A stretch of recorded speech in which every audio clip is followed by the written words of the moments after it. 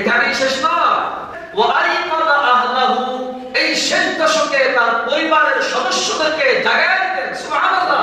ওঠো ওঠো, রমজান প্রায় বিদায় নিয়ে চলে যাচ্ছে। এখানেই শেষ নয়, আমরা তো নিজেদের সন্তানদেরকে ডাকি না, বাবা ঘুমাচ্ছে ঘুমা, ফজরে ডাকা যাবে না, ঘুম নষ্ট হবে। কিন্তু রাসূল কি করতেন? ওয়াইকাদা আহলাহু, এই শেষ দশকে তার পরিবারের সদস্যদেরকে জাগায় দিতেন। সুবহানাল্লাহ। ওঠো ওঠো, রমজান প্রায় বিদায় নিয়ে চলে যাচ্ছে, ওঠো, আর সময় নষ্ট করা যাবে না।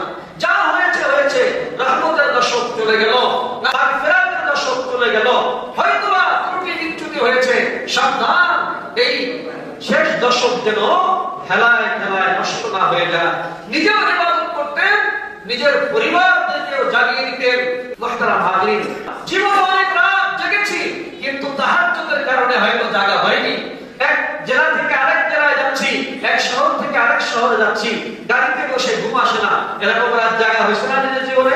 অসংখ্য রাত চলে গেছে, কিন্তু তাহাজ্জুদের নামাজে, কোরআন তেলাওয়াতে, জিকিরে, তাসবিহ তাহলিলে, দোয়ার মাধ্যমে রাত জাগা হয়েছে, এরকম জীবনের রাত খুব কমই আছে। এই সুযোগ আমাদের সামনে এসেছে।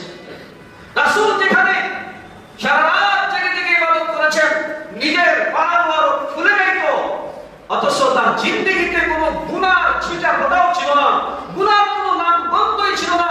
সামনের জিন্দেগির সব গুনাহ মাফ, অতীত জিন্দেগির সব গুনাহ মাফ, তার কোনো গুনাহই ছিল না। এরপরেও তিনি এত দীর্ঘ সময় নামাজ পড়তেন, নিজের বিবিদেরকে জাগিয়ে দিতেন, ওঠো। অথচ রাসূলের বিবিরা নিশ্চিত জান্নাতি, এটা কোনো সন্দেহ আছে ভাই?